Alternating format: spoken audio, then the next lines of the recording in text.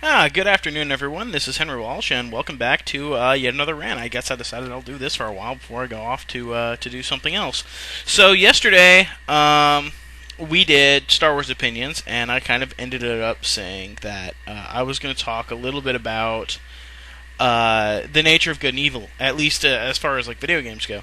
And I guess that'll be today's topic, and it'll probably spiral off into something else, and you guys will just get my very not unique viewpoints, I guess. So, in the nature of good and evil, a lot of games, especially in gaming, good and evil is a huge, huge deal. Everyone wants to. Excuse me. Everybody wants, we're going to have good and evil, and you're going to be able to choose. But then they don't actually want these choices to mean anything.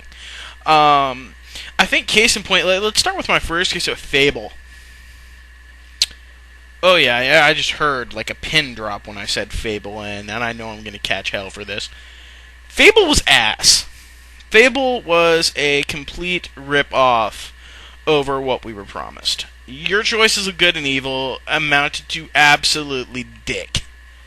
They said, okay, we're gonna change your character model a little bit. People are gonna react a little differently. Oh, but if you go out into the woods and kill a bunch of orcs, you'll be good again, and then no one will care. And I think that's bullshit.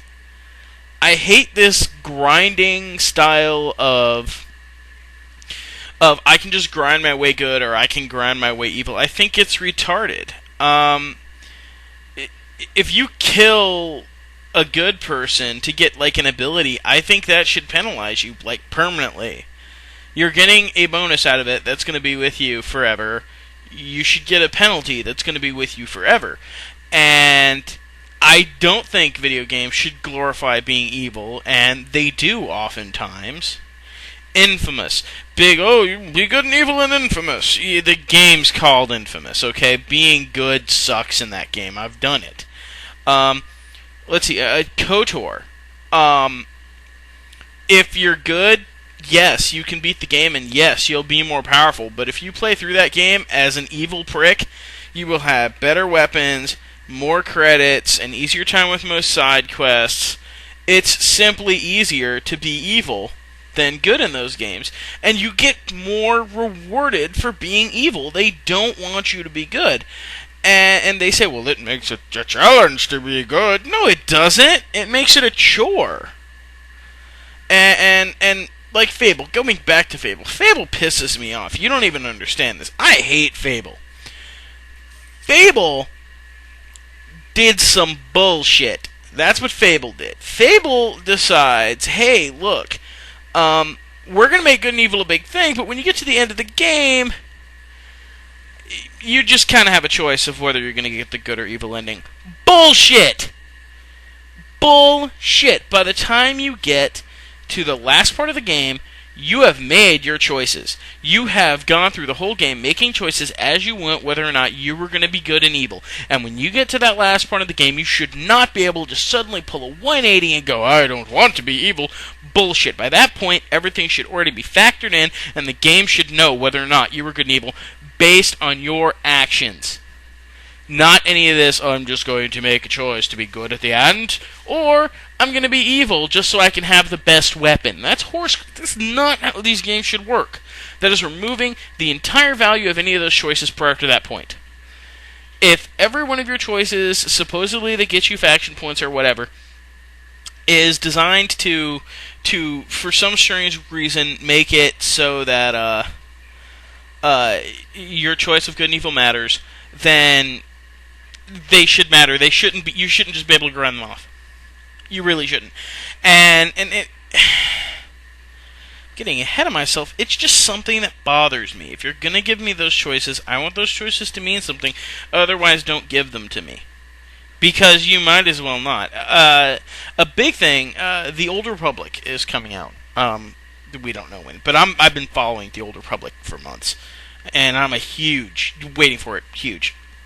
Recently, they announced that your choices are going to have an impact on your alignment, and your alignment's going to determine your powers.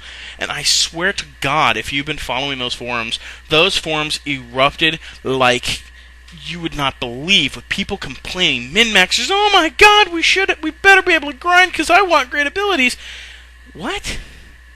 Grinding should choose between good and evil? What? What? No! Good and evil's a choice. You make it as you play. I don't see why everyone just wants it to not matter. If you take away the consequences, you take away the weight that the thing has, and people are just going to ignore it. I know people who don't care about their choices in Knights of the Old Republic. Knights of the Old Republic at least did it right. You can't really grind. I mean, you only have so many good and evil choices.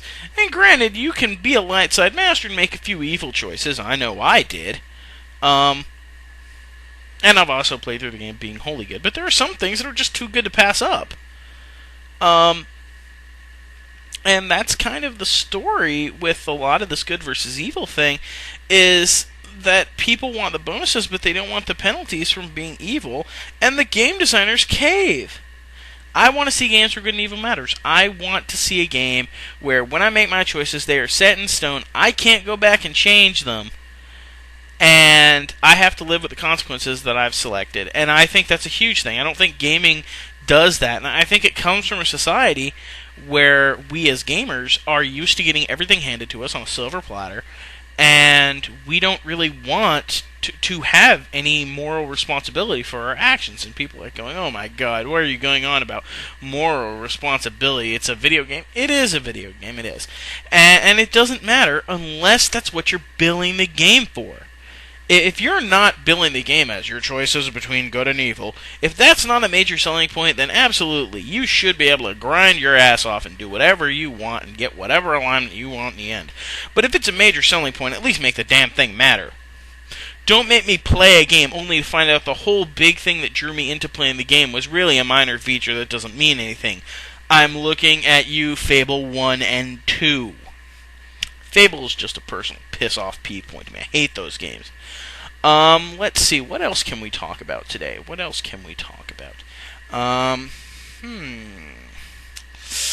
about it for my good and evil stuff. I mean, I could bore you guys with comic books, but I don't think you want to know about comic books. And I'm only done this for like 7.5 minutes, and I feel like I'm failing you guys here. So how about this? Everyone who sees the video, go ahead and respond with what you want to be the next topic, and I'll either pick the one that wins, like has the most response or most requests, or I'll go ahead and just pick one that I think is going to be really good that I can actually talk about in the next video, and we'll talk about that tomorrow. In any case, this is Henry Walsh. I'm saying have a good day.